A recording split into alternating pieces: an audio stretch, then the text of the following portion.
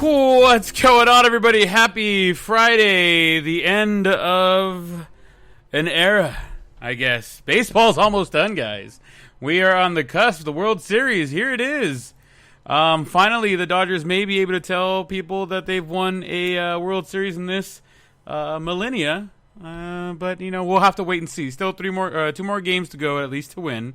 4 more games to take it all the way. But I digress. I just want to thank everybody for joining us again. Don't forget to follow us on social media. You can find us on Twitter at @theblown_save, on Instagram at @theblown_save. Don't forget, you can also reach out to us at theblown_save_podcast@gmail.com. Don't forget, guys, we also have merchandise. You can go ahead and grab yourself some Net Gators, masks, shirts, a whole plethora of things. You can head on over to teespring.com/store/theblown_save. If you guys are looking for a quicker way to find that, go ahead and head on over to theblown_save_podcast.com and follow the little links that are there. Also, guys, before we get started, and before I bring in Artie and our special guest tonight, don't forget, guys, to go out and vote. Vote early if you can, but make sure you guys go out and vote for whoever you're voting for. Just make sure you get out there and vote, guys. Those of you guys listening in the U.S., we got voting in the next couple weeks, so make sure you guys are out there. It is very important that you guys all go out there and vote. But I digress. Let me bring in my guys right here, the one, the only, Mr. RT Casas, el compadre. What's up, baby? What's up? How we doing? Oh, you know, another Friday night, another podcast, some more Dodger wins, whatever, bro. I mean, it is what it is. Life is good, my friend. Life is good. It is. We do have a special guest tonight, correct? Yes, we have a childhood friend of both of ours, back from our Northam days, right? Oh, yeah. He always sat behind me, though, because my name was Brett and his name was Juan, but we were both Sanchez. So, but he was always there. He was always bugging me. He was always poking me in the back. You know what I mean? Remember the cool guys sat in the back and the geeks always sat in the front. Yes, and that's why I'm the smart one that has a house, and you're still with mom and dad. Anyways, hey, guy, Juan, I don't know if you know. I know Artie knows, and the listeners who've been listening to us forever know now. It is a 3-drink minimum, sir. So cheers to both of you guys. Salud. Hey, you're drinking Dos Equis. I am. I'm having a Dos Equis. I see you guys are drinking some Modelo's. Yeah, and I'm jealous because, you know, Dos Equis is my favorite. I know. Yeah. I could have grabbed the Modelo's, but I was like, no, I'm going to be that guy. I'm going to go ahead and pull out the Dos Equis. And get IPAs next time. Oh, Jesus. God. You can't take him anywhere. He's going to be cut short on this special guest appearance. He won't make it. He's going to fall asleep. We're going to hear snoring in the background. All of a sudden, we're going to be like, what happened to Juanito? Oh, he's on the ground. I like to listen. All right. Well, welcome, sir. It has been a long time since I've seen you. Welcome to the podcast, and let's fucking just jump into it, huh? Let's do it. Okay, first and foremost, we didn't get a chance to talk on Tuesday because we were going to do it on Wednesday, but we ended up going to the baseball game at Dodger Stadium. But first, we went to the hospital. We did. We had to go to the hospital. There was a little bit of a scare, but we're okay. We're good. Everybody's still good. We're still waiting. We got a couple more weeks. We're going to be all right. You talking about COVID? No. Oh, my bad. Yeah. The baby's still due on or around the 13th, so we're good to go right now. I'm trying to give little Ben a COVID nickname, you know, like his little nickname's COVID or something. COVID. Just call him Covey. COVID and all that good stuff, right? It was before COVID happened that we found out we were pregnant, so it's going to be okay. All right. Excused. Right. The doctor called him Valentine's Day baby, but we were supposed to record at the stadium, which would have been cool, but because we had to go to the hospital, because we had a couple other things going on, we didn't get a chance to record because when we got there, the game started. So we just started watching the game, and then by the time we got back, had tacos, the whole 9 yards. We didn't get a chance to. So we go. The secret recipe, though, I hope you wrote it down because I know it's complicated for sandwiches. Oh, yeah. Artie has the best sandwiches, guys. You can get a pen. Hold on. I'm going to give him a second. Right. Write this down, guys. This is the best one. Artie, let me hear the sandwich. Right. Look. Because it's a family recipe. It's been in there for generations and generations. And my sons, I'm going to teach them one day when they're ready. Okay, it is bread, right? Meat, right? Okay, cheese. You're talking about bologna, right? Yeah, bologna first. Okay, bologna, cheese, then turkey, But you gotta make sure the meat is surrounding the cheese. It's gotta be in order. Yeah, that order. It has to be that order. And then bread again. Right? Okay. And then you put the condiments on the side. That way it doesn't make the bread soggy. You're talking about mayonnaise and all that? Mayonnaise, you know. Anybody got no time for no mayonnaise? Like, I actually like sandwich spread, Brent. It's kind of similar to a little bit like Thousand Islands. Not too bad. That's okay. I could take a little bit of that. But yeah, mayo ain't nobody wanting it. I got 2 words. Peanut butter jelly. Peanut butter jelly time. Peanut butter jelly That's all you time. need. Where yet? Yeah. All right, let's get it going, Brent. Let's get it going. All right, let's rock and roll, guys. We got to talk about the picks from this last week. Very interesting. We chose the same, so we broke even. A couple of things that we did catch wrong. We both had the Vikings beating the Falcons, and the Falcons came out to play finally. And they didn't blow a lead, so the Falcons beat the Vikings. We had the Pats beating the Broncos, and holy crap, the Broncos won! I know my cousin Ramon up there in Washington is going to be excited that he's going to be like, hell yeah, bro, of course the Broncos beat the Pats. Fuck the Pats, this and that, blah, blah, blah. Bro, you got lucky. It's fine. Right. We both chose the anonymous team. Did we win? Yeah, they won. No, you... Yeah, no, we had the New York Giants on that one. My bad. Who else was the big surprise for us? Oh, the Bucs and the Packers. We both had the Packers winning, and the Bucs came out and balled out. The defense came out and intercepted Rodgers, twice in that game? Yeah, pretty quick, man. Dude, that dude only had like 4 fantasy points last week, right? Yeah, it was bad. He was on my bench for a reason. Yep. I was going to trade you for him. Thank goodness I didn't. I mean, you could have traded for him. It's just a matter of not starting him on that game. Yeah. Well, if I traded for him, I'm going to start him. That didn't work out. Glad it didn't work out. The other one we thought, 49ers and Rams. Holy Christ. The Rams can't play. Didn't we take the Rams? No, we had the Niners. Are you sure? I promise you, sir, we had the Niners. I'm guessing Brent chose the Niners. No, we both chose the Niners. We went straight down the line. Me and him both had the same picks. We had the Niners. I could have sworn we both chose the Rams, to be honest. No, sir, we both chose the Niners. I promise you. I don't know what I was thinking there. Then I feel like the Rams should have. I know we chose the same team, but I feel like, man, I don't know. I don't know why Morsa was supposed to be back, and that's why I wanted to go. Yeah. That would be it. We both chose to beat the Chiefs. We both chose the Chiefs to beat the Bills. It's the ultra lock. And then we both chose the Cardinals to beat the Cowboys because we bet with our money, not with our heart. Right. Yeah. Wait, can I say something real quick? Yeah. Yeah. Remember when the Raiders beat the Chiefs? What the fuck? Yeah. That was like 3 weeks ago, bro. Like, come on. Hey, do it again. Then we'll talk. Crazy. That's right. They have just as many wins as the Cowboys, right? Yeah, they do. Okay. Whatever. Anywho, for those of you guys who did get a chance to watch the unfortunate Monday Night Football game, that was the Cardinals and the Cowboys. It was just a shit show. Murray looked like a damn all-pro MVP quarterback. He's been having a great year, dude. Oh, no, he's been doing great, but he looked amazing. He looked elite on Monday night. Yeah, he did. I mean, but who doesn't against the Cowboys defense, right? I know. The defense still hasn't shown up.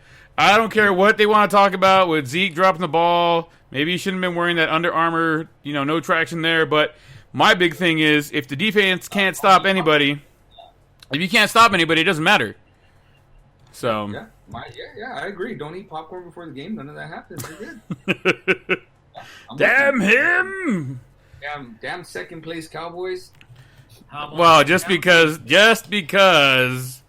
the Eagles just won this last week on Thursday night. Yeah, technically they're a half a game behind. They're technically. The week has not ended yet, so we still don't know what's going to happen at the end of the week. But currently, that division is still nobody's going to have even a 500 record. Everybody's talking about how the NFC East is going to be the whoever's going to the playoffs from the NFC East is going to have not going to have a winning season. Well, shoot, I think I saw read somewhere that the NFL East needs to send like an all-star team as a representative to the playoffs. Shot at not losing by 10, you know? I'm okay with that. Just get them all together and then send what we can. That would be interesting. Who would you take at quarterback now that Dak is gone? Wentz? No, I don't want Wentz, man.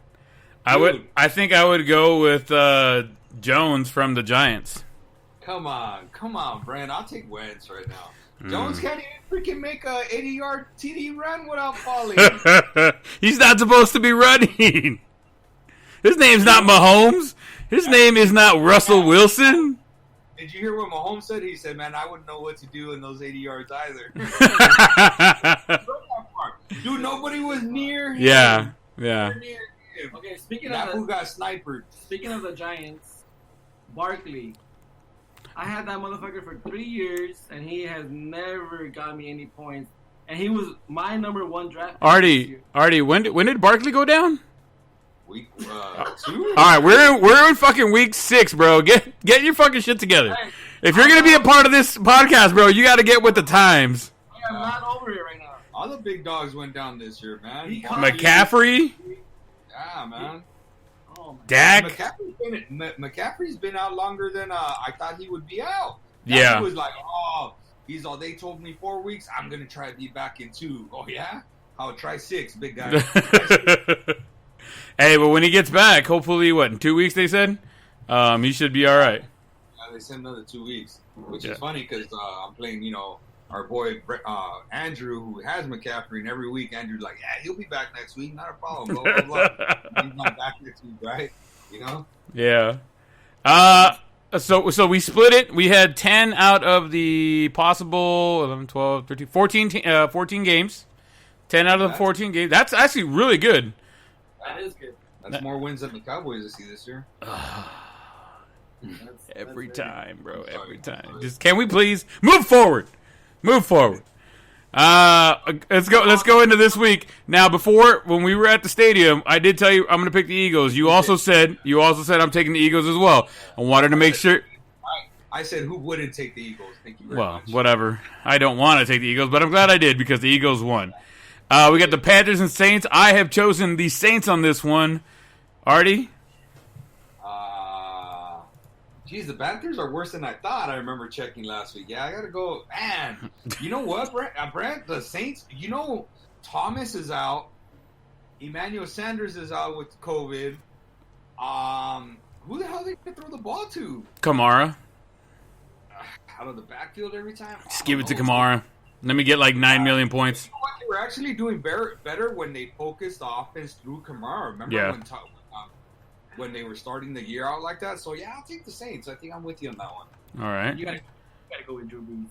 We got to get, Kamara's the one that makes that team go now. Bills and Jets. I got the Bills. I think they're going to bounce back here.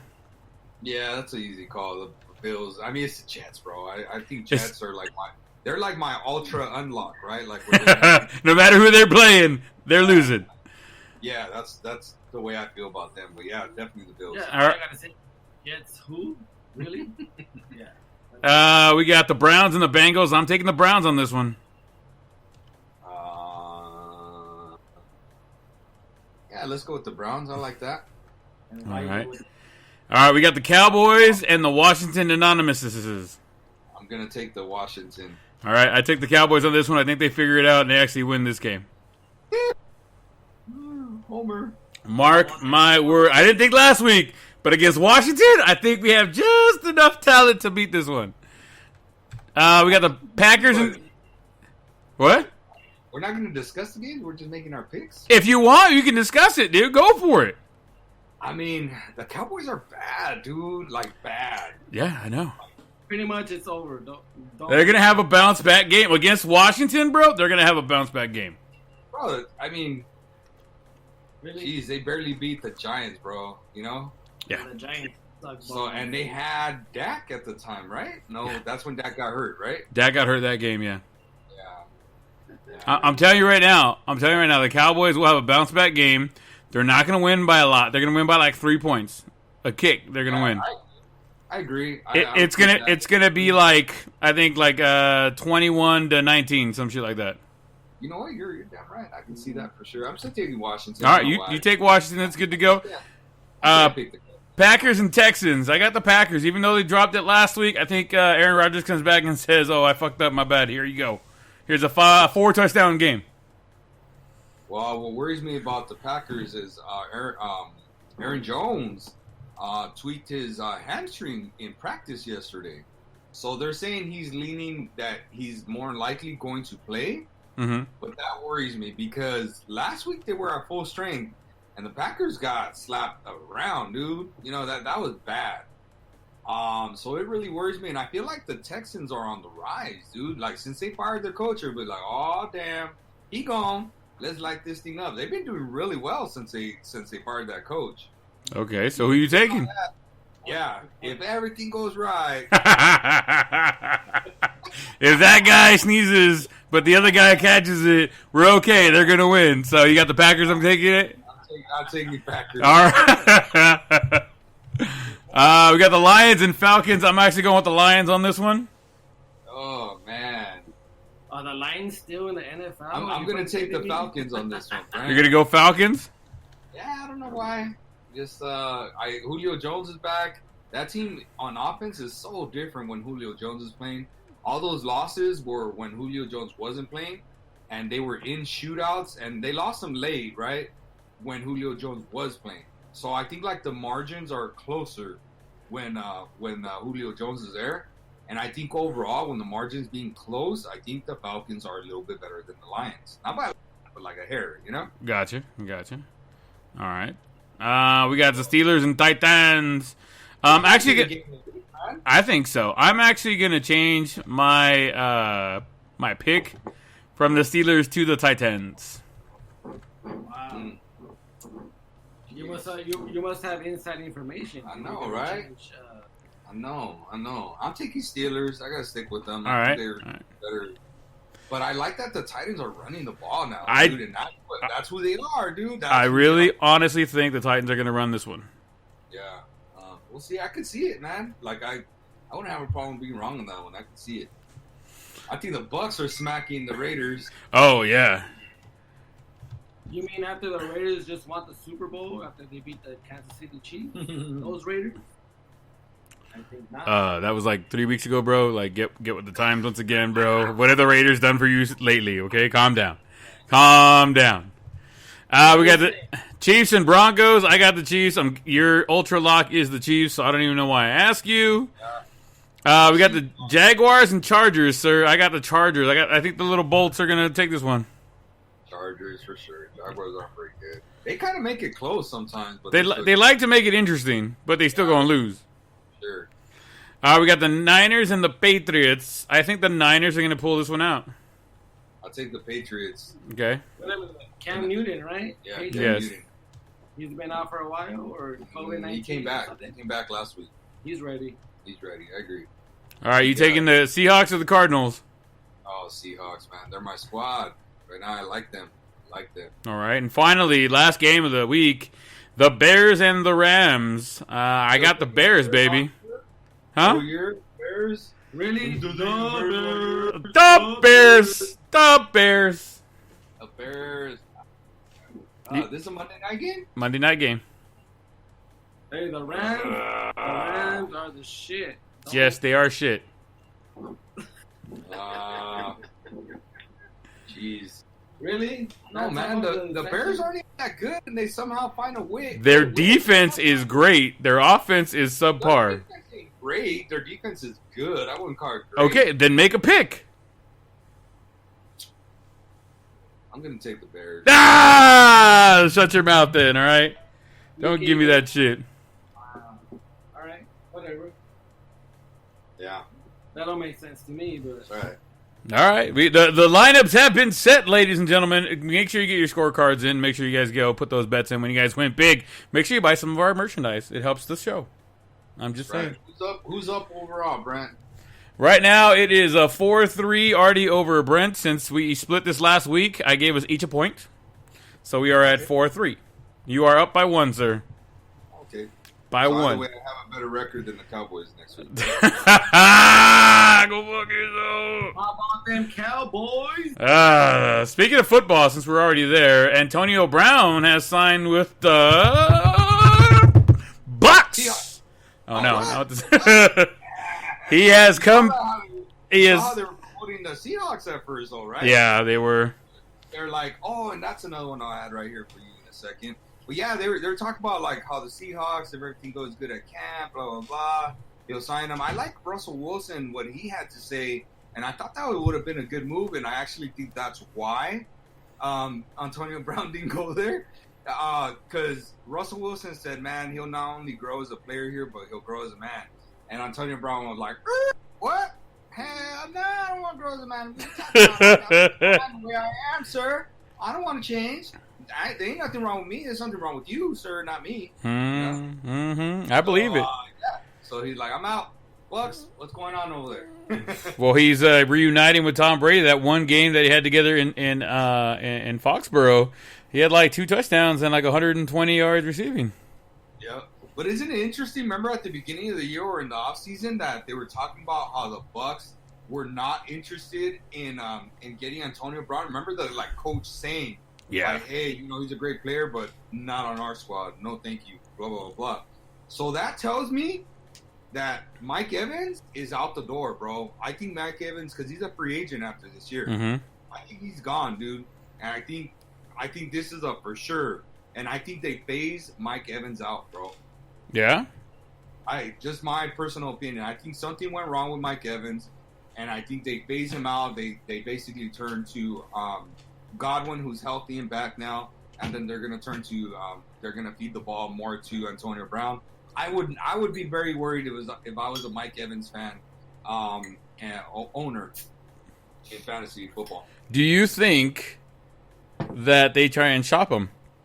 I don't know how the NFL to me has always been really strange in terms of the trading policies and stuff like that. So I'm not too familiar with it. They hardly ever trade like big names in the middle of the year. Usually what happens, man, and correct me if I'm wrong, you're probably better. Well, I'm really good about baseball and basketball, but you're probably more versed than I am in terms of some of the football stuff. Mm-hmm. But I believe usually what I see is dudes get cut and then picked up by somebody. Right. 90% of the time, that's what happens. People get cut, other people pick them up. Especially right now, they just get shot into the practice squads and then go from there. Right. Right. But there have been trades that have happened. You know what I mean? So yeah, I've seen a couple, but I mean, mid-season that made an impact. I can't remember the last good one that happened. I mean, which team do you think right now is one receiver away that they think that we can split up the ball and have somebody like Evans come in and help alleviate some of the pressure on maybe one particular receiver? The Eagles, for sure. I mean, somebody that has a shot at winning division. Again, it's no slap in the face to your Cowboys. Yeah. But the Cowboys are wounded, bro. Like, I actually still think the Cowboys could take it. I think I could be wrong on my pick on Washington this week. Like, they have the talent, except they don't have the guy under the center to really do it, like, for sure. Like, before I was like, the Cowboys are winning that. If they have Dak, they're winning that division. Even as bad as they've been playing, they win that division, right? Mm-hmm. But now I'm like, dude, that division's up for grabs between the Eagles, who find a way, even though they're just not very good, but they kind of find a way to win some stupid games that they shouldn't win, stuff like that. And the Eagles have been having their receivers hurt this year. Like, they have their top 3 dudes. Deshaun Jackson just came back for this game on Thursday, and they took a cheap shot and knocked him out. And that dude's out for who knows how long. So that's their main receiver that's out now. Alshon Jeffrey, I believe, has been out. They lost both of their tight ends, Ertz, and I can't even say the dude's name, Godfrey or something like that. Goddick, or I don't know, but they lost both of their tight ends, and they just lost their damn running back. Now they're going with Bart Scott or something like that. So, like, dude, if somebody needs to make a move offensively for an offensive weapon, in my opinion, it would be the Eagles. Somebody that still has a shot at actually winning their division. Mm-hmm. Again, do they run away with it if they get Evans? No, but do they have a realistic chance? Sure, why not? I could see that happening. Other team that I was thinking about was the Steelers. I know that Juju Smith has kind of been on a little bit of a decline. Yeah, bro, but they have Claypool, who had 4 TDs 2 weeks ago, had a TD last week. That dude's legit. That's why I'm saying. But if you add him and Evans. No, but Johnson's already there, dude. He's a second-year player, but he's just been hurt, and he's coming back. If you look at Johnson's 2 games that he actually played this year, he did really well. I had that dude as a sleeper pick for mine. And when that dude's healthy and in the lineup, him and Claypool are going to do some damage, which I actually think will help Juju Smith. But they got to move Juju back to, like, the slot, dude. Because Juju just doesn't want to fight on the outside. I just don't see that. He's not an outside guy. He's definitely a slot receiver. He did his best work in the slot when he was playing with Antonio, because Antonio Brown was fighting on the outside, and he did honestly he did his best work in the slot. Why I don't think that one, dude, because I think Johnson and Claypool is to me, I try to pick him up in every league that I could, because I think that dude's a star in the making. Let me tell you, I think he's going to be a star someday. Maybe not next year, maybe the year afterwards, but he's going to be a star, dude, and he's already really good. I mean, damn, this year alone, that dude's already in the top 5 in terms of touchdowns by a receiver, and he's just a rookie. Yeah. I mean, he's top 5, dude. He's got 5 TDs. I mean, granted, it happened in 2 weeks, but still, he's got 5 TDs. It's something. He's trending in the upward position, so that's a good thing. Can I say something real quick? I guess. You guys really know your shit, because I'm like, what the fuck are you guys saying? Well, you know, one thing I've noticed is that because we do the podcast so much, or we do it every week, and then we have our picks on Tuesdays usually, I think we pay attention a little bit more on the sports, and we have a really good rapport when it comes to going back and forth with what's going on in the leagues that we're most passionate about, baseball and football being the two. So I just Don't get me wrong. I'm at a $200 league, football fantasy. That means nothing, bro. You're terrible, and you're just giving away $200. Exactly. And I'm here like, oh, you're fucking absolutely right. You guys know what the fuck you're talking about. And I'm over here like, just, picking my players. Bring me in, partner up. I'll go $100 with you. So I don't know nothing about football, but bring me in. Bring in the ringers. That's why I'm always in. Put him in, coach. Put him in. Bring me in, coach. Exactly. Bring me in. So you know what? Yeah, and you guys, I think you guys know what you're talking about. We do appreciate it, sir. Artie's, that I know of, he's always in second place, first place. They do pretty well. And he does well. I should take advice. And even you should just call him every week. What should I do now? Yeah. What's next? I'm like, Houston, we have a problem. I don't know why you even have a login. You should just give the login to Art. Hey, just put that what you need to do, man. I'll bring you beer and stuff. Hey, did you see your dude from the Cowboys? What's his name? The it was a touchdown, but it wasn't. Des Bryant. Oh yeah. He might get signed to the Saints. No. The Ravens practice squad. Right, yeah, no, he actually signed to the Ravens practice squad after. Yeah, so he's got to go through the quarantine time, and then he's going to spend a little time on the practice squad to see where he's at. And then if at that point he looks good, then they'll bring him up. I'm thinking he's back on the field in 3 weeks. Wasn't he an ex-Cowboy? Like, you think he's going to be on the sidelines taking notes or something? Exactly. I can see that for sure. I think it would definitely give Lamar Jackson a big body to throw at. Another big body to throw at. He's got like small receivers other than their tight end, who's awesome, Mark Andrews. He's got small receivers over there, dude, and the other dudes just haven't produced. Yeah, like, you're right. Like, Dez is a dude that you throw it up, give him a shot to go get it. He's gonna go up and get it. Yeah, he's got that elite jumping ability, and he's got the big body. I don't think he has the speed for the releases anymore like he used to, but you don't really need him for that anymore. Yeah, you really don't need. You need him more for his big body presence. Yeah. Can I say something about big body presence? What's up? Odell Beckham Jr. He's been a disappointment for. I was like, where is he going with this? No, I picked up 3. Like 2 weeks ago, he had a good game. Yeah. And then that's it. Yeah. For 3 years, I've been picking this guy. And sounds about right. Like, damn, what am I doing wrong?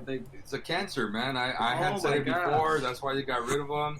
I saw Stephen A. Smith come out on the news this past week saying Odell Beckham is in the right place to demand a trade out of Cleveland. Blah blah blah. Like, dude, it's not Odell that's the problem. I'm sorry, it's not Cleveland. That's the problem. It's Odell. Odell, that's the problem. Like, I personally believe that, dude. There's just no way, man. He is a crazy talented player, but he has no team skills. Like, he doesn't want to be a part of the team. He's not trying to help the team win. He's trying to help himself look good, and that's the problem. Yeah, he's busy promoting himself. Did you see that he got banned from LSU for 2 or 4 years? I forgot it was. No. LSU self-imposed a ban on him for, man, I can't remember, it's 2 or 4 years. Because remember when they won the national championship last year, this dude was handing them the players, like Justin Jefferson, the receiver that's a rookie, that's a hot rookie for the Vikings. He was handing him like money right after the game because obviously by then the NCAA infractions are over, blah, blah, blah. So Odell was over there like basically flaunting it in front of the media, you know? Mm-hmm. Dude, that was last season. That was in January, right, Brad? When Yeah. Was, January? January. This year. Okay. Shit. Yeah. Yeah.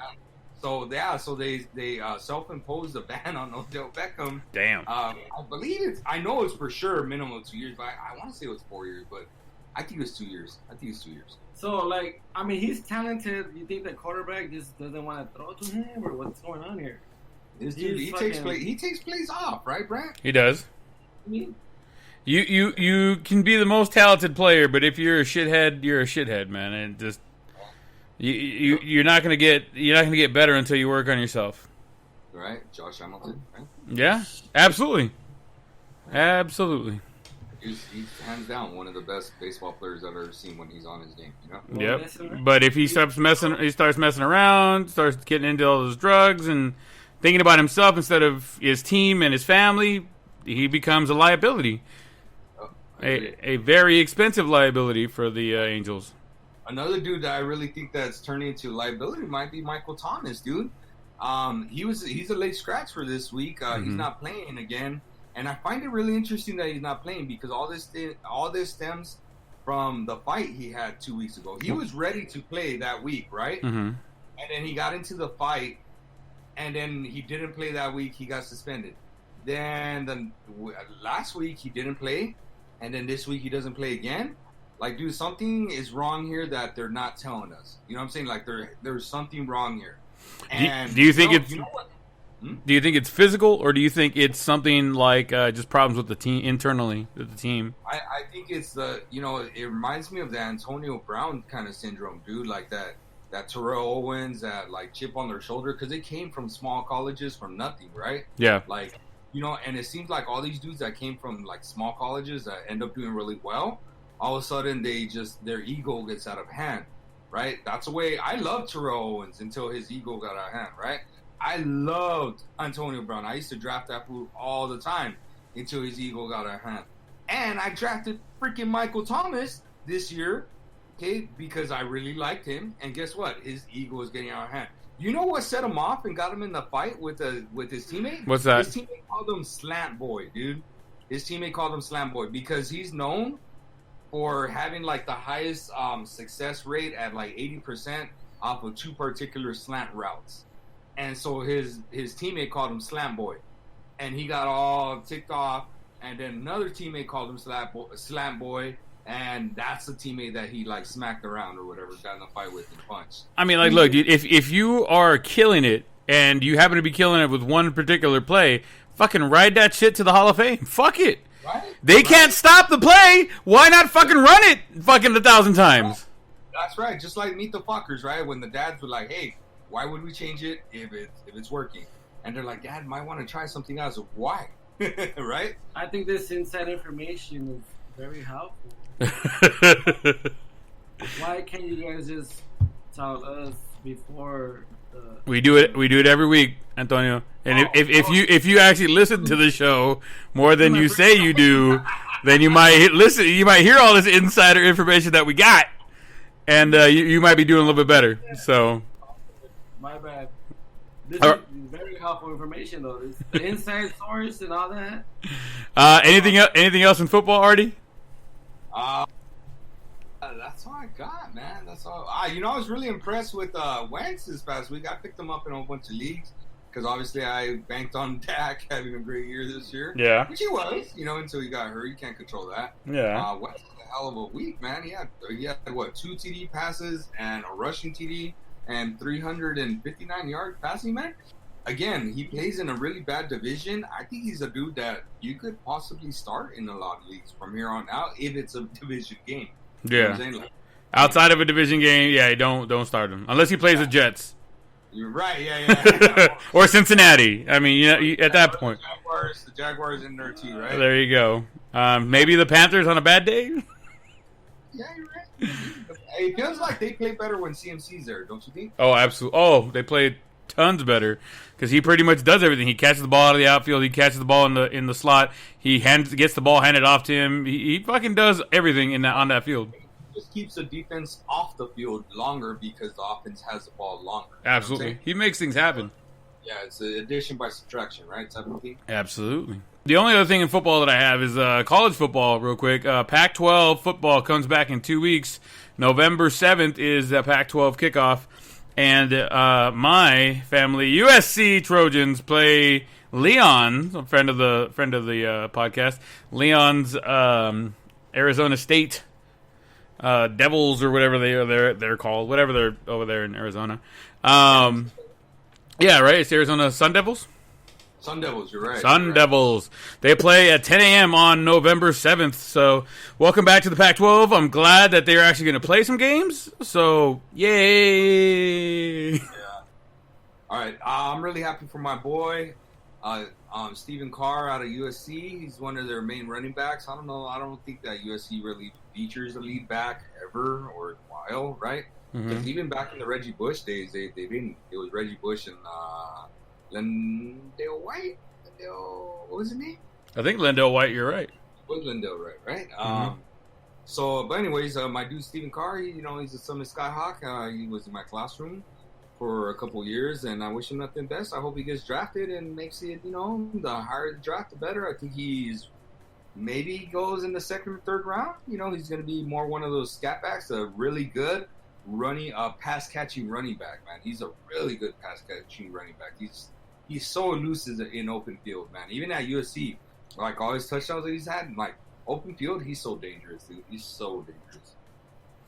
Right on. All right. Well, let's see what happens in the next 2 weeks, and then I'll be excited. I'll be at home ready to watch that motherfucking game. I know Leon already said he's going to take a half day so he can get off at 10 and get to the house so we can watch that goddamn game. The Dodgers have taken a 2-1 lead in the series behind the Beuhlers' 10 strikeouts today.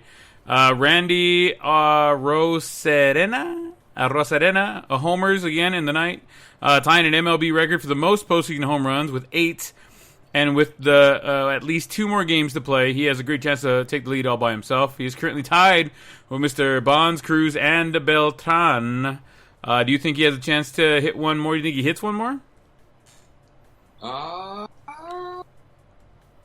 I don't think he hits another one, to be honest. Dude, Corey Seager's right there. Corey's only 1 away, too, right, from being at 8. Yeah, he's at 7. Yeah, he's at 7. I think Corey has a better shot at doing it than Arozarena, to be honest. Just because of the pitchers. Assuming it goes, I think it's going to go 5, Brent. So, my personal opinion. And I think Arozarena is going to face Urias tomorrow. And then I think Kershaw is coming back for Game 5. I would expect. Yeah, so I think that's what's going to happen. I don't know if they play that stupid bullpen game in Game 6. I honestly rather start Dustin May, dude, than bring in Gosselin to start. So I hope they don't do that stupid bullpen game, but maybe they bring in Buehler, or maybe they say Buehler for Game 7 and say, you know what, if you're going to beat us, you're going to beat us with our number 1 on the mound. I don't know, I'm curious. But I really think, my opinion, I thought that the Rays would win one game. I actually thought they would win Game 2 because of the lefty. I talked to you about this extensively. I believe, I could be wrong, but I believe the Rays are throwing a bullpen game tomorrow. Am I wrong on that? That I don't know. I didn't get a chance to hear. I jumped on here. I do know they haven't announced their starter yet, though. They said they were waiting until after the game to announce the starter. Yeah, they're probably throwing a bullpen game, dude. I don't see them having a starter. They have 3 starters, and they used them already. And I've told you this, dude. The Dodgers feast on right-handed pitching. and they feast on dudes that they've seen already on top of that, right? Even if it is a left-handed pitcher, they'll get to him if they've seen him. So now they had already seen Glasnow because he was with the Pittsburgh Pirates, right? And he's right-handed. Mm-hmm. They had already seen the dude that threw Charlie Morton tonight because he was with the Houston Asterisks when they won it, right? So I'm so glad that dude got slapped around, right? Like, he got slapped around and he was on a cheating team. But they had seen him already, so I was not surprised that they came out and jumped all over him. Now, they hadn't seen Blake Snell, and he was a lefty. So I'm not surprised that they came out and won. Tomorrow they're going to have a bullpen game. I doubt they're going to put any bullpen guys that they haven't seen at this point or that there's not a book on. Does that make sense? So yeah. And they're throwing out Urias, who's been hot these playoffs, dude. He's been hot. Yeah, and, so I could see the Dodgers winning tomorrow as well, too. And then you bring in Kershaw, and they're still going to go up against Glasnow, and again, another right-handed pitcher that they've already seen, and now they already got to him. They have to be in his head, right? Because they got to him already once. Yeah. And yeah, because I would hate to see this go 6, because Blake Snell, being a lefty, still has the edge on us, even though they've seen him. But he has the edge on us, and we're probably going to have to do that stupid bullpen game on Game 6 unless they decide to throw in Dustin May and let him go, 5 innings or something like that, right? Gotcha. But so I don't see them doing that. And Gosselin, they already gave him his shot, and twice he hasn't made it out of the second inning. So I don't see them saying, hey, let's do this a third time with Gosselin, Yeah. The guy with the orange hair, right? No, you have it backwards. Dustin May's with the orange hair, and the other guy's the cat guy, right? He goes by Catman or something like that. Is his little nickname. So I really don't want to see it go to Game 6, Brent, because then I feel like Game 7 is forced. So I feel like the Dodgers' best shot is winning these next 2 and going Game 5 and clinching Game 5. Okay. My opinion, I know I threw this all off, and you just asked me a simple question about the home runs, and I apologize for that, and to our audience, but yeah, I don't think Randy breaks it because I just don't think he has enough games and he doesn't face the right guys. I mean, dude, he hit it off of Canley today, right? Yeah. Let's be honest. Canley is Canley, right? Man, I don't know. I just don't see him hitting it off of those guys, Well, I don't see it. All right. Well, I mean, he's one away from breaking the record, so we'll see if he can get it. I think he's got at least 2 games to do it. 4 games if it goes all the way, but 2 games at least to do it before they get eliminated and the Dodgers win the World Series finally. I'll be crying, compa. You know that. Really crying. You know me. I feel like you've hated the Dodgers less since you've seen my pain. I've hated the Dodgers less because of the comadre and because of you, sir. Okay, I appreciate that. Double whammy. That works for me. All right. I'll take it however I can get it. The DH is not coming back to both leagues next year.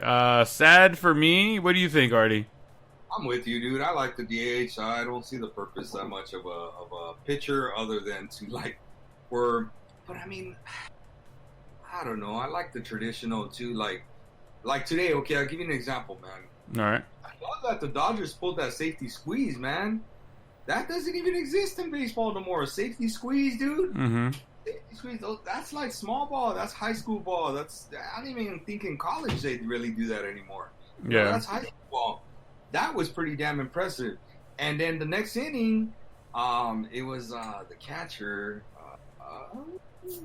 Matt Barnes. No, that's the baseball player. It was Barnes. What's Barnes' freaking first name? Matt Barnes is a basketball player. Austin Barnes, yeah. Austin Barnes, dude. Smoltz was like, "Hey, he's unwilling to bet. I'm not sure." Blah blah blah. He's like, "But I believe this is the first time that the same guy had a safety squeeze and a home run in the same game." And it was like, "Well, no shit. Nobody ever safety squeezes anymore. Like, I can't even remember the last regular season safety squeeze I've seen." Yeah, I can't remember that either. So, and you're talking about the bunt that happened today? Yeah, the bunt that happens today. It's called the safety squeeze. Yeah, so the runner doesn't hit unless the hitter puts it down. He just takes a big lead. So I miss that part of baseball. And with the DH there, that's going to be virtually small ball. Small ball. Yeah, small ball. It's going to be basically eliminated, dude. And I kind of miss some of those things with baseball. and having the pitchers, man, in there, at least they draw bunts here and there. You know what I'm saying? And it's always fun when a pitcher, hits a bomb here and there. It's always on like Sports Center and stuff. Yeah. So I mean, so that's I guess the thing. But I don't know, man. I do like the DH. I've always been a big fan of the DH. But at the same time, I like that they separated it. So I don't know, dude. I'm torn. After having it this year for both leagues, I'm really torn. I could honestly tell you, and you probably remember this at the beginning of the year, I was very like, nah, I don't like it, blah, blah, blah. Like, I like that it's different about the leagues. But now after having a whole year, I'm just like, oh, man, I'm a little torn. So what are we talking about? The pitchers? The DH. The DH, yeah. Oh, okay. Well, the pitchers are going to are hit. non-factor. Yeah, exactly. Mm. So, right now they're non-factor, or are they hitting? Right now they're a non-factor with hitting. Yeah. Pitcher 90% of the time, pitchers are non-factor with hitting, unless they're setting down a bunt to move the runner over. It's pretty much not a factor when they're pitching. I wonder, Brent, did any pitcher get a major league at bat this year? The only one that got a major league at bat was Ohtani, but not during a game that he pitched. So that doesn't count, I don't think. Are you trying to sneak in the Angels, man? I always do it, man. I always do it. But you're asking me which pitcher has a freaking hit. You wanna get me all like rattled again, huh? I was being nice. You brought up the Angels, but all right. I mean, he's not throwing the Angels. I mean, they're not in the World Series, man. Mm-hmm. Don't jinx yourself there, Juanito. Don't jinx yourself. Hey, this is our year, baby. Hopefully it is. Quote from the coach. Bring a championship back to LA, God damn it. Exactly. Damn it, Tabal again. I mean, if the other team doesn't cheat, we've been 2-time champions. You still got to hit the ball and things got to fly the right way. But yeah, no, I think you guys had a great opportunity in 2017 to win that. But we are in 2020, unfortunately, and this is where we're at. One of the Kershaw, all the bad, he's bad in the playoffs. We all know that. What? No. But I'm just saying, maybe he wasn't as bad when he faced the cheaters, and we all gave him a bad name for that. Did you see that stat that said that Kershaw had like a 1.9 ERA with he was a win? I forgot what it was. Had a 1.9 ERA or something like that. If you don't include the Cardinals, no, the playoffs in the World Series. Okay, but we remember the Cardinals too, right? Remember the Cardinals? Yeah. Kershaw? Are you bringing up old shit? I'm just saying. See, this guy lives in the past. He doesn't know how to live in the present. That's all I'm saying. I know, but I feel bad for talking shit. Lakers fan. I feel bad for talking shit about Kershaw. He did get cheated. I think he really did get cheated. And this year he's gonna prove himself. Redemption, baby, redemption. It's the redemption ride, yeah. The other big thing we were talking about with baseball before we get into the Players' Choice Awards, the neutral site for baseball from now on for the World Series, similar to football, giving smaller market teams a shot to cash in. It's something that I brought up to you when we were at the game on Wednesday. I asked you, what do you think about having the World Series? And for those of you guys playing at home as well, think about this one. What do you think about having the World Series at a neutral site, just like in football? Every year it changes, so nobody has like a competitive advantage. Unless, obviously, if the team who's hosting it actually makes it to the World Series. I think it allows smaller market teams to get a bigger piece of the playoff pie, or whatever you want to call it, if they're allowed to host the World Series. Just the World Series, though, not the playoffs, not the rest of it. Just the World Series, the 7 games, if it goes to 7. I think it would be a good situation, because every year you'd be in a different place. Obviously, with revenue going that way, smaller market teams are able to build up their parks a little bit, maybe make them a little nicer because they're going to have the World Series there. I think it's a possibility, man. I don't see why we couldn't do that, and I think it would help the sport, I think. You know what? I wasn't sold on it at first, but then once you started explaining a little bit, because at first you just said, hey, what do you think about the neutral site for the World Series? And I'm like, no, right? And then you're like, hey, but it helps the smaller market teams and blah, blah, blah. And I was like you started kind of giving me like alternative facts, right? I guess, or whatever you want to call them. I'm just playing, obviously. But, yeah, you start giving me some more like details on it. And I was like, man, that would be interesting, you know? Like, that would be interesting. But here's the thing, Brent, and something I started thinking about it, right? Okay, what if, okay, and maybe, I don't know if it has to be dictated ahead of time or can it be switched afterwards. But what if, let's say, okay, and I'm just throwing this out there, right? Okay, let's say, what if the neutral site was at, like, Petco Park this year? Okay. Wouldn't you say that Tampa Bay was still at a disadvantage? Being the American League team? Yeah, but not only just American League. Think about it. It's the Dodgers versus the Tampa Bay. And the Dodgers play the Padres because they're in their division multiple times a year. They play, I mean, off the top of my head, maybe like 12, 15 games, 16 games a year. That's still a pretty big advantage over Tampa Bay, who probably did not play a single game in Petco Park. Again, assuming that everything was regular in the regular year. Right. Everything was like non-COVID. That makes sense? Yeah. So I wonder, would they switch it if it was like, oh, no, it can't be like a team that was within the same division of either team in the World Series? I think you'd have to have it at the beginning of the year. You'd have to decide. This is like just with football. Every year we know at the beginning. Actually, we know like 2 years in advance where the Super Bowl is going to be. Yeah, but that's one game. We're talking 7. I know. I get you. But I think having to switch that up, it would eliminate the help that you're trying to give those small market teams. Is it perfect?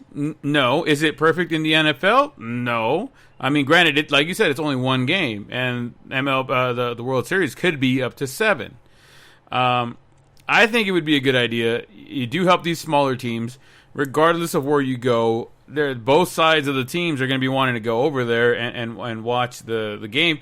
In a regular season, now you have potentially 7 games of revenue helping these smaller market teams build up their what's going on in their situation, stuff like that. I even thought I took it a step further. Why not just have it like, let's just say the Dodgers have the All-Star game in 2 years. Yeah. Whoever hosts the All-Star game also hosts the World Series. If it happens, but small market teams never host the All-Star game, though. The Angels hosted the All-Star game 3 times. That's a small market team. Bro, they switched their name to the Los Angeles Angels of Anaheim, California, and Southern California, or something like that, whatever, just to make themselves a big market team. And realistically, the Angels aren't that much of a small market, dude. They have a big payroll. They just, I don't know, man. I'm not gonna lie, dude. It feels like sometimes they're just trying to play like the boo-hoo me type of game, you know? Like, dude, you guys, the Angels aren't as small as like Tampa or I don't know, Pittsburgh, I guess, maybe. Who's else? Miami, right? Miami, yeah. Yeah, I mean, you guys aren't there. You're not on their level, you know what I'm saying? But even Miami's hosted an All-Star game. They have, you know. Can I say something real quick? You don't have to ask, man. You just talk. Like this whole COVID thing, like, you know, I love watching sports, right? I love baseball, football, and you know what? The most I watch it and I pay attention to it because I gamble. I'm a big gambler, so I watch my players. You know, well, after this COVID thing, a lot of people have lost interest. I believe, and you know, like if they're not gamblers, they're not watching baseball. They're not watching football. I am not a gambler, and I watch baseball and football constantly. Yeah. But that's because we grew up with the sport. But right now, it's the COVID thing, and there's no fans. I think at least 70% of the people that watch football or sports in general, right, they watch it because they grew up either playing it or watching it. And that's why I watch baseball. Okay, but I mean, obviously, there's going to be that small percentage that only does it for the gambling, and that's a whole other animal. But I think, you know what? I believe it's only going. Is this the sport? It's only alive because of the gambling. I don't think so. No, it is. There's no fans. There's nothing. The only keeping it it's alive because of the gambling. There's no fans. There's nothing right now. And this is not going to go away. But the gambling is never going to go away either. So I'm just saying, like. I mean, look, I can see where you're going with that. Like, I remember before I played fantasy football, on Sundays I would really only watch 1-2 games, the Cowboys and whoever played Sunday night. That is what I would watch. Let's be real, like and that's me. I would watch those 2 games, maybe a third one if I got in the morning. I got up in the morning if the Cowboys weren't playing. I only watched the thing called the Super Bowl. I wouldn't watch anything if it wasn't for the fantasy football. That's what I'm saying, though, and that's my thing. When fantasy football came, I watch all the games now. I have like 6 games going on at once at the when I'm watching nowadays. So I do understand that draw of giving you an extra incentive to watch the games because you have money on the line. You're playing fantasy football. You're gambling this and that. I get that much, but I think at the core, the fans that watch are fans because they grew up playing the game or they grew up watching it since they were kids. Yes and no, Brand. So both of you kind of brought something interesting. What do you think is the percentage of people that don't gamble on sports now in terms of that watch the game? And here's the thing. Fantasy football is a gamble. Oh, yeah. You are betting on it. Okay, I would put the percentage at like 5, bro. 5% of people do not gamble or fantasy football sports. Yeah, because I don't really gamble on sports. Well, see, right? Here's the thing, though. Like, I think it depends on the sport. Like baseball. I don't bet on baseball. I don't play. That's the thing. I don't bet on the game, but I play fantasy. I don't play fantasy baseball. There's a difference between betting on the game and gambling. Okay, I don't gamble on baseball. I know you don't. Well, see, that's what I'm saying. The small percentage is about. I would put it at 5% now. I wouldn't watch the game if I didn't have money on it. Like now, like I play baseball, Little League. I get it. I love the game, but I'm not gonna watch it on TV unless I have money. Like I don't know, man. I could watch the game just to watch the game. I love it, dude. I maybe I'm a romantic about the game. We talked about this before as well, Artie. It's beautiful, dude. It's a beautiful game. I'm with Tony. I think times have changed a little bit. Especially with this COVID and there's no fans. I don't think it's as much anymore. Like, look at Laker game. I didn't think about it until he said the fantasy baseball because he didn't say bet on the game. He said gamble. Gamble, yeah, no gamble. There's a difference between I don't bet on games, right? Like, well, unless I'm in Vegas or basically just Vegas, it's the only time I bet on games. Okay.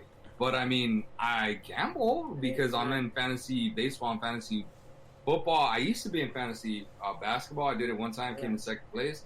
But it just wasn't for me. I like watching my Lakers. I don't like watching the whole NBA. I like seeing the highlights, but not like keeping track. Like this year's basketball season, I didn't watch one. But you're just because I was a Kobe fan. I'm not gonna lie. I think Donio is more of a casual. Well, I think Donio is more of a casual fan who likes to gamble. Unless I had money on it, I'm gonna watch it. That's what I'm saying. You're a casual. You're a casual fan who likes to gamble. Sure. Okay. So, because I'm a gambler, right? Yeah, that's different though. I'm watch it because I'm gambling. If you're invested in it, right. I mean, I watched football growing up. I watched the Cowboys play every week. Not because I'm betting any money on it. Just before fantasy football, I watched that shit because I love watching football. Baseball, I love watching the Angels. I mean, shit, right now I'm watching the Dodgers play in the World Series with the Rays. I love watching fucking baseball for the simple fact that it's baseball. I don't really give a shit who's playing. It could be anybody else playing in the World Series. I'd still be watching it because I enjoy the game. I enjoy... Nobody say you're not. You're right. I'm just saying you're in the minority now. No, but I think I think this year, very much so, I'm in the minority. Is there maybe a tide changing? I think so. I think a lot more people are getting into the fantasy sports and honestly, all of that. Look at DraftKings. Look at all those things. Yeah, I think that is. Yeah. It's gonna end. It's not. You're not gonna end gambling, right? Right. But I only watch it because I have money in it.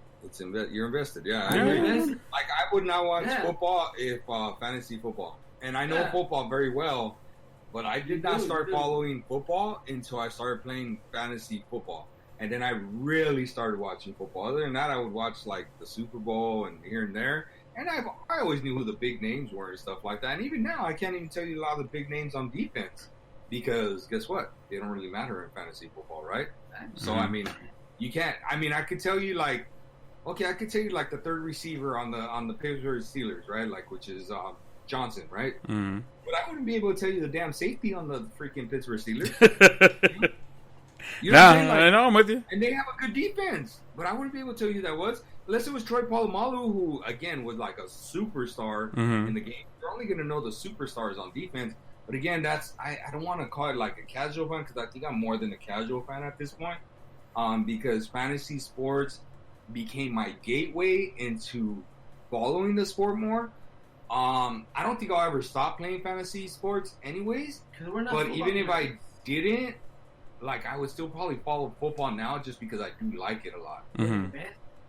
But that's what I'm saying. Like even if I didn't do fantasy football, I'd still probably watch football more now because fantasy football. Like if they outlawed it, they did some like crazy movie shit, right? Where they're like, no, fantasy football is illegal now, and anybody that will fine will throw in jail. That kind of crazy shit, right? Stuff you see in the movies. Yeah. Like I would still probably follow football. I don't even have a damn team, but I still follow football. You know? Yeah. I mean, like I said, man, before fantasy football, I still watch games. I mean, I'm in the minority now because of the situation, COVID, stuff like that. I think it's I think DraftKings and fantasy football have shifted that now. I can respect that. I love baseball because I played baseball, right? But I love basketball because I had Kobe was my guy, right? And that's why I followed Kobe. I watched every game. LeBron, he was with the Lakers. I thought I was a Laker fan. Now I realize I am not a Laker fan. Yeah. Okay, so of everything that I didn't one game because I'm not a LeBron fan. I was a Kobe fan. I was not a Laker. I'm gonna admit it. I was not a Laker fan. So everything that Tony has said tonight has been absolute gibberish and ridiculousness until he brought this up right now. And I applaud you for the one good thing that you have given to this podcast today. I just want everybody to know right now, thank you, sir, for bringing one good thing to the podcast tonight. Other than, can I say something? That's a signature, man. That's you know what? signature. I'm following NFL because I have a lot of money on it. If not, I would have. Hey, look, man, if you want to throw money away, you can go ahead and buy some merchandise for the Blown Save Podcast at teespring.com/store/the Blown Save Podcast. I'm just saying, if you want to throw money around, we are more than happy to have all that stuff and you wearing our gear. So it is what it is. I'm going to say, baseball is still beautiful. Like, Dodger game today, I watched the whole game, and I was just very happy. You got here in the second inning, so you didn't see the whole game. I think baseball is because I played it, you played it, we all played it. Yeah, different levels, but and it's just beautiful to me. But baseball, basketball, football, if I don't have money on it, caught what he did playing. I don't know. Well, okay, so let's get back to the original conversation and the question. Do you agree, or would you strongly consider, a neutral site for the World Series similar to the Super Bowl? I would, for sure. I like the idea. I feel like some of the details need to be ironed out. Who gets it? Are they switching American League one year, National League the next year? I would think so. Are they lining it up with the All-Star game? Are they not lining it up with the All-Star game? Are they gonna? What happens if of a team that again? My big thing now thinking about it more in detail is what if the Dodgers and Rays, who are in it right now, and the Padres was the neutral site? I still think the Dodgers would have a huge advantage over the Rays because they're in the division. You know what I'm saying? I think that's just kind of a luck of the draw. It's one of those things that if it happens, it happens. I mean, granted, the Dodgers aren't going to be there every year. The Rays aren't going to be there every year. Right. But so it's just the same way in football. 4 years, right? Yeah, but football is way different. Again, you're comparing slightly apples and oranges here, big guy. You know, we're talking about one game, and other than the Patriots, who've been there quite a bit, you know, like the same damn team being in the playoffs. That's, I mean, God, good Lord, that's a big shot in the dark. You know what I'm saying? Mm-hmm. I mean, I like it. I just want to hear some of the details. I want to hear. I mean, I think it'd be something like, hey, these are the two possible sites that will get it, and based on who makes the World Series, then that team will be able to host it. You know, like put a clause of like, it can't be a site where a division rival has hosted it. Because again, okay, I'll throw you even better, Brent. Like just fucking dumb luck, right? The Dodgers still have a window of what, maybe 2 years to possibly make a serious World Series run. Maybe not win it, but a realistic World Series run, right? 2, maybe 3, I think. Okay, 2. Let's say 3, right? Like you said, when are the Dodgers supposed to host the All-Star game? In 2 more years, ideas, right? And one of your ideas was for the All-Star team to host the World Series. Would it be fair if the Dodgers were hosting the All-Star game, hosting the World Series, and then they make the World Series? Then what? I mean, it's just one of those luck of the draw kind of things. Look at. Okay, well, I would be okay with it because it would be luck of the draw. Here's the thing.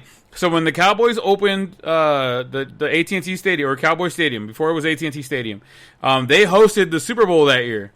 And they were in the playoffs that year. They had the opportunity to be the host team and the home team for the Super Bowl. They ended up losing in the divisional round, but they were the first team to have that opportunity.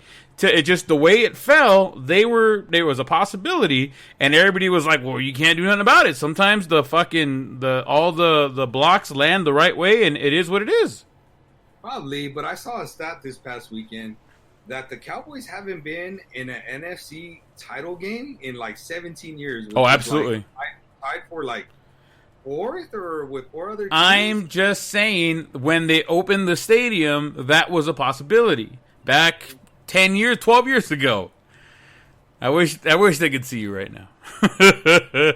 Yes, shots in the dark. But right. It was a conversation that was brought up because the Cowboys were one of the favorite teams at the beginning of that season. It was just a conversation. There's always one team that could possibly make it. Who was it that there was a team, and it was a team before the Cowboys, bro. Like, I hate to break it to you, that were literally favored, the number 1 team to make the Super Bowl that year, and they didn't make it. And I believe they fell in the title game to make it. Who was it? I want to say it was the Giants. That's what I was thinking. It was the Giants, but I don't know. But it's one of those things where even then, like, you never know. What are the possibilities of that actually happening? You know, especially with baseball, there are so many more teams that. Yeah, and I hope they reduce that. I told you that I hate that stupid 3-game series. That's stupid. That is. Stupid. I don't think that's coming back next year. Yeah, that better not come back because I personally think the number 1 seed in both leagues, if they do have that stupid 3-game series, I'd rather expand it and then the number 1 seed automatically advance into a 5-game series. I'm okay with that. First round bye? Yeah, first round bye. Like, that is stupid, dude. That is absolutely stupid. All right, so finally for the night, we're going to get into the Players' Choice Awards. They have been announced, starting with the Man of the Year, who's not Michael Trout. It's not Michael Nelson Trout, but there is a Nelson in there. Mr. Nelson Cruz, outfielder for Minnesota. Boomstick. Congratulations, sir, for the man. These are the players' ones, right? The players voted on these, and these that's how they get chosen? So they vote on them in mid-September. It's basically, honestly, a lot of it it's kind of like a prelude to the awards for the season award. Mm-hmm. But the big difference is this one's voted on by the players, and then the next one, the season awards, is voted on by the writers. Mm-hmm. Usually they line up pretty close, like 90%. Okay, and that's actually one I want to talk to you about by bringing these up. Like, oh man, who lined up where, and do you agree? You know what I'm saying? Yeah. So I like the Man of the Year. I mean, there's not really a Associated Press award for that, but that makes sense because Nelson, dude, I believe he's 40 years old or something like that. Yeah, he's getting up there. Yeah, man, and everybody wrote him off, and he keeps signing these 1-year contracts to go play for who knows who and stuff like that. Man, he had a damn good year, and every year, like, I was one that I'm like, oh, this dude can't hit 300. He's like, what? I'm gonna hit 330. All right, oh, this dude only hits home runs. Oh, what? I'm gonna score a whole bunch of runs, like every year. And he came up with the whole like broomstick over at Minnesota, and I just, oh man, I like it. I really like it. It's one of those like I could see why all the players were rooting for him. Right on. So let's get into some of the awards where they kind of cross over. Go for it. Pitch it. All right, we're gonna go to the Player of the Year voted upon by the players for the National League is Mr. Freddie Freeman. Yep, and we obviously said he's in the top 3 conversation. The other dude, the big contender, I would say, is Fernando Tatis. I actually even think what's his name made a bigger push down the stretch. His teammate Manny Machado made a big push. There's no more beer. Damn, Donnie wants to go liquor now. I'm like, oh damn, we're out of beer. Wow, we can take a drive over there down the street.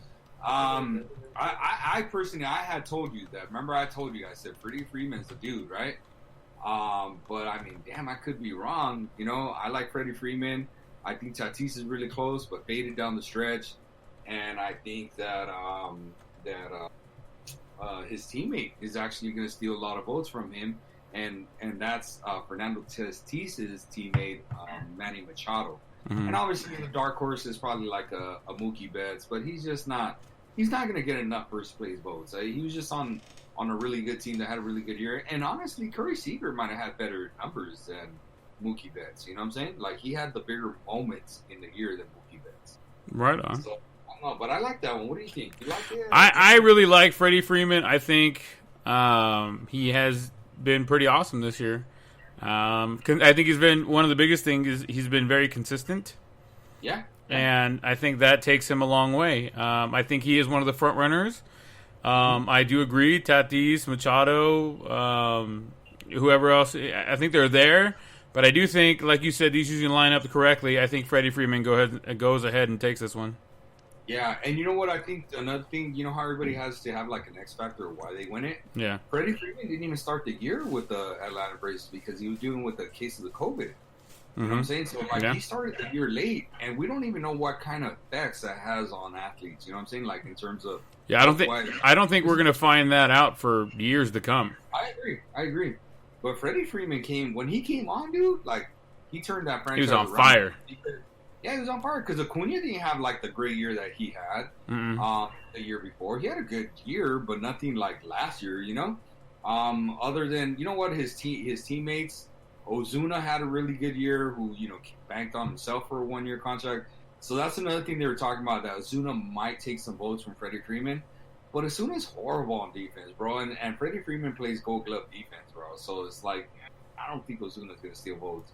Adam Duvall as well, too, had a really good year. But again, he's like a one-trick pony, dude. He had 2-3 home run games this year. That's 6 home runs. You take that away, are his numbers really that great, Yeah. Except for 2 fluky games. I don't know, man. I still like Freddie Freeman. It definitely has a front runner for there. I'm okay with that. I am okay with that. On the American League side of the ball, Mr. Jose Abreu or Mr. Jose Abreu, depending on who you're talking to and who's saying it. I am okay with that. The White Sox actually came on hard the last part of the season, and he was one of the reasons why they made that run into the playoffs. And, I'm okay with that. Yeah, I'm with it, too. Shane Bieber felt like he was actually a front runner for a minute with the American League MVP. And Cy, yeah. Yeah, and the Cy. I mean, obviously he's going to be the Cy, but, like, for the MVP, like, it felt like he was just doing stupid good, right? And then he had a couple bad outings there at the end, right? He had 2 bad outings that just brought him back down to life, and Jose Abreu was able to sneak his young and super talented team into the playoffs. And it's one of those they talk about, like, as writers or when the votes come out, it's like they remember what happens down the stretch, right? Mm-hmm. Usually and in this case, it's like everybody remembers what happens in September, right? Mm-hmm. And honestly, it's pretty simple though. Same thing. Like everybody remembers what happened in September, and Jose Brady had a stupid good September. I agree with everything you just said because it's pretty much what I said too. We just said it differently. There you go. NL pitcher of the year, Mr. Trevor Bauer. Say what you got to say about Mr. Bauer. He was dealing this year. He was another dude that banked on himself and says, you know what, I'm a free agent. I want to be an Angel. Oh, wait, did he really say that? He wants to be a Dodger. Oh, wait, did he really say that? Yeah, he wants to be a Met. He wants to be a Brave. He wants to be everybody right now. He said, somebody pay me and I'm coming over. Right? Do you see him on Twitter, man? He's pitching to everybody. Like, he says, oh, man, looks like someone would need some depth there and they'd be pretty good at pitching, right? Like, Twitter, he's selling himself. I wherever he lands, I really, really can't wait to see. I followed him on Twitter now, so I really can't wait to see what he gets himself into. I forget who I was listening to the other day on the radio. They were talking about Mr. Bauer, how they would always want to have that big player who's in the free agency to do like a diary of, or like a small mini series, you want to call it that, of them being able to document everything that's going on behind the scenes with the player as they're going through free agency and stuff like that. And all the time, the agents always say, no, that's not happening, dude. We're not saying anything. That's nobody. Whatever's going on. And I think that Trevor Bauer unintentionally is about to give us that behind the scenes. What's the player thinking? How's he feeling? This and that, blah, blah, blah, during this off season. So, yeah, I find it very interesting. I agree. I like it. And yeah, I mean, he's a local boy. You know, he pitched over at UCLA. So, yeah, man, I'll give it to him for sure. I don't really see anybody else being at his level this past year. Nobody had a ridiculously good year. I don't see anybody else standing out other than him right now for that. I agree. On the American League side, Mr. Shane Bieber, we just talked about him. He had a solid year. Given he did have a couple bad outings, the last couple ones that he had. Does that carry over in a full 156 game season? I don't think so either. I think because of the shortened season, this is going to be the reason why he wins the Cy Young. Given a full season, I don't think he wins it. I think he falls apart that late part of the season, and he does not win the AL Cy Young. Somebody else jumps up and takes that. But shortened season, where we're at, the games that we were able to get, I think he wins it. Yeah, I think he runs away with that one. I think Trevor Bauer wins that one, but I think Shane Bieber runs away with his. I believe, I could be wrong, but I believe Shane Bieber won the Triple Crown in the American League for pitching. So that's kind of one of those where, like, well, yeah, he wins the Triple Crown. Anytime you win the Triple Crown, you're going to win the Cy Young and have votes for the MVP of the year, you know? Yeah, I'm with you there. For those of the people playing at home who don't know what the pitching Triple Crown is, Artie.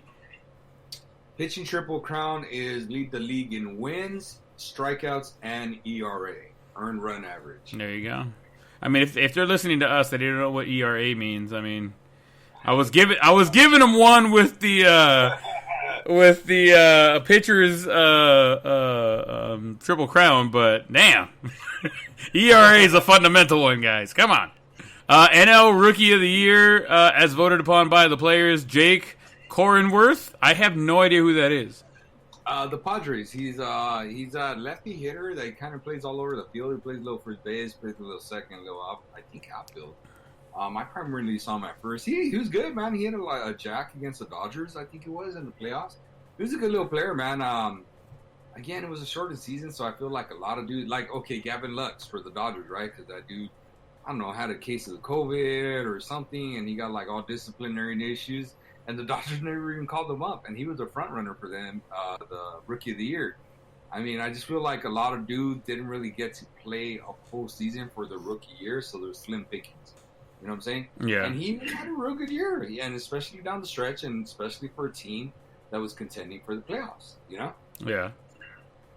Right on. On the American League side, we got Kyle Lewis, an outfielder for the Mariners, actually came on like crazy for a rookie. I had the unfortunate privilege of watching him play against my Angels a couple times. And he looked really good. I could see why he would be the American League Rookie of the Year. Yeah, correct me if I'm wrong, but didn't he have like a Trout-esque catch against the Angels? Mm-hmm. He did, right? Deep into left center. Yeah. So, yeah, man, he's actually a little slower than I thought he was for a center fielder. But other than that, he hits for power, man. He's a legit hitter. Yeah, I don't see anything wrong with that one. I like that pick. I'll tell you this much. I don't see Kyle Lewis being a Mariner for very, very long.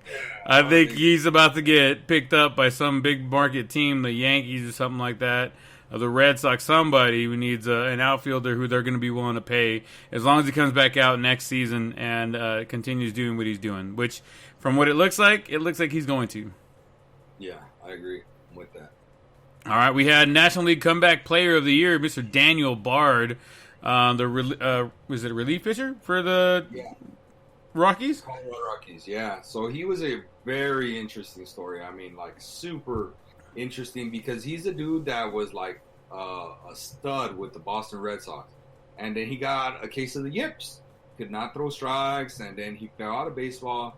He was coaching like high school baseball, and then was like even a scout, I believe, for the Arizona Diamondbacks. And while being for the scout, he kind of threw some pitches and like just catch or something like that with some dudes that he was looking at. And they're like, "Why'd you give up pitching again? You still throw like 100 miles per hour." And he's, you haven't heard, and blah, blah, blah, blah. So then that kind of motivated him to get going again. And I think he was out of baseball for like 2 years, dude.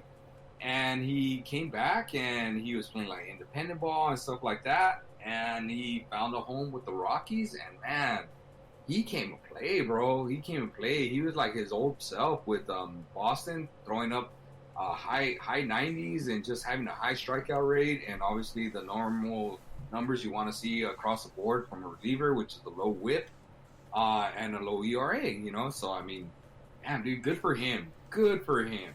I mean, I think that's so cool. I mean, how many dudes have you seen come back from the yips? We hear of dudes that got the yips, but we don't hear about dudes that come back. Yeah, so that to me is special. Not very many times do we have the opportunity to see a player get two opportunities to come back and be as spectacular as people thought you were going to be from the very beginning. So my hat's off to Mr. Daniel Bard, and welcome back, and congratulations on most likely winning Comeback Player of the Year. Yeah, he's going to be a pretty much for sure. Yeah. On the American League side, Mr. Carlos Carrasco, starting pitcher for the Indians. I think he came up and he really solidified himself, especially after the Indians got rid of what's his name and sent him to the Clevenger. When they got rid of Clevenger, he was like on the spot right there, and he lived up to the hype. Yeah. So Carrasco, again, another interesting story, one of those feel-good stories that you root for. Carrasco had, trying to find it, what it was, because I don't want to say it like without knowing, cancer? Oh, leukemia. He had cancer, and he was going through his leukemia bouts. So this dude he had cancer, and then he had leukemia, and he came back, man, from that. So, dude, like, I mean, leukemia, bro, like leukemia. He's like John Lester, like that battled back and came back. Like, you're always gonna root for those people, because we need that hope in the world, to be honest, I mean, any of those these are all feel good stories, and these two dudes were the headliners for the feel good story in each of their division. And the funny thing is, how me and you were kind of like, probably the Cy Youngs where we're like, all right, those two dudes are probably locks to win those awards, but the MVPs were like, okay, probably maybe Rookie of the Year, yeah, most likely. Mm-hmm. But I feel like these two dudes are absolute locks to win the Comeback Players of the Year, just because of their stories and of the adversity that they faced and overcame. Yeah. So I like it, man. I like it. I feel like a movie needs to be made about it. Hey, if you guys are listening out there, Artie and I will give you plenty of commentary for this movie that's being made. Anybody who you think, I mean, I think we're all pretty much in agreement with how the players have pitched this one. I think Yeah. I mean, I always want to throw my boy Trout in the mix for MVP, but honestly, this year was not his year. It is what it is. Yeah. I think the only one that might get shafted, if you ask me, maybe is Freddie Freeman. If I had to pick one dude where I'm like, who do I see maybe getting screwed over of their award? I could see Freddie Freeman, man. Freddie Freeman getting like Tatis, everybody being so in love with Tatis and how he started. I could see Freddie losing to Tatis. What about you? Who's your dude that you think could maybe lose?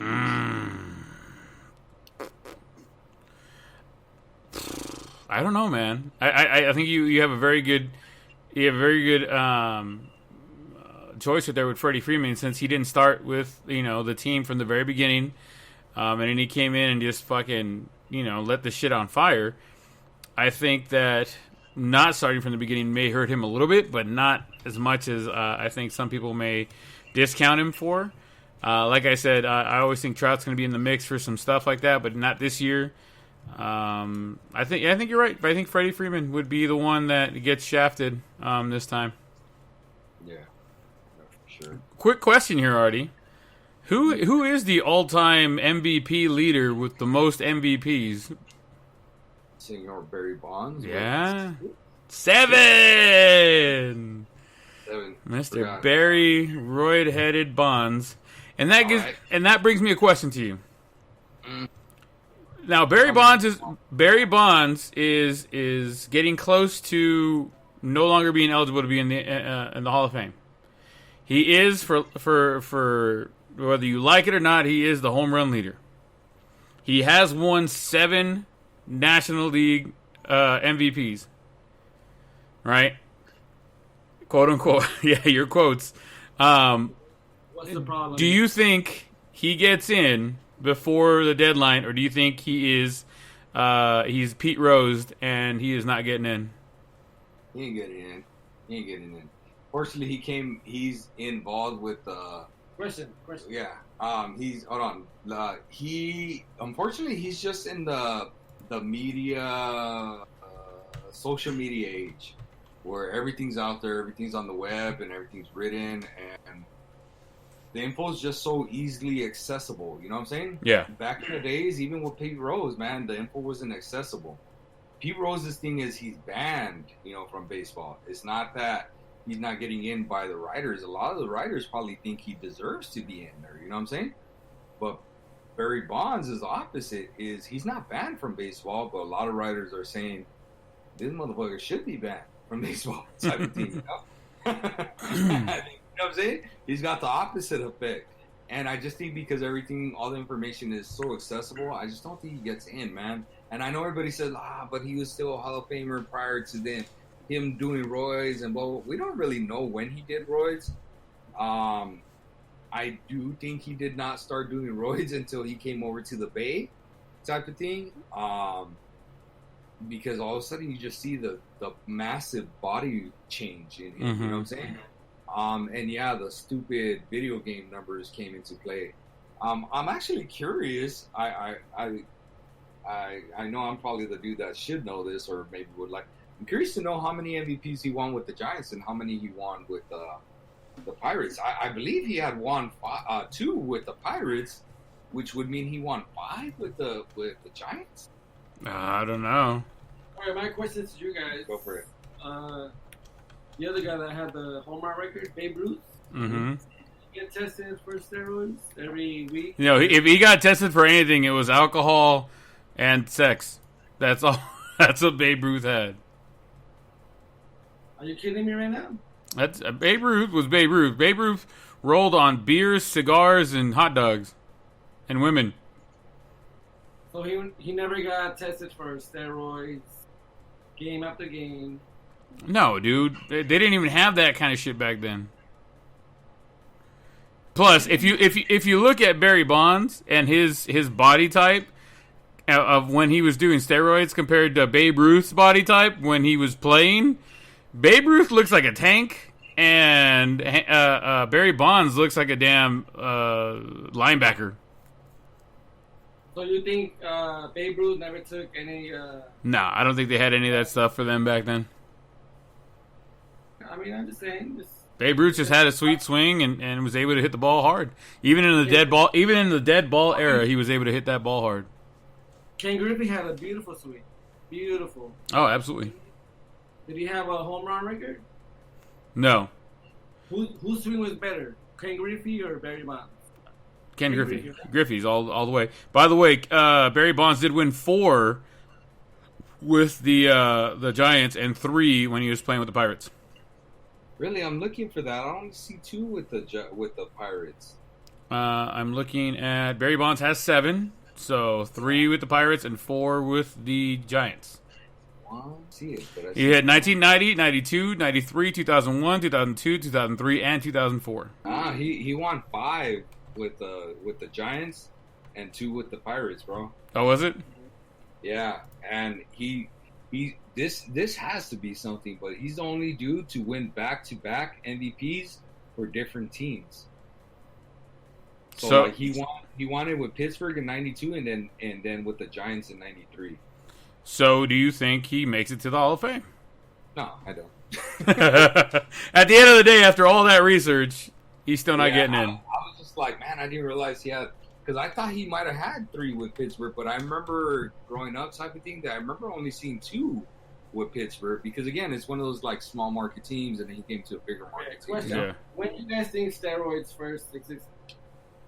Oh, that's a good question. I would say the 80s, back with like at least with the Oakland Bass Brothers. Yeah. Is where I would, if I had to pinpoint somewhere where it started, maybe. Yeah. What do you think, Brent? I'm going to go with that same answer. I think when Canseco and the Bass Bros, or McGuire, that's where it all started.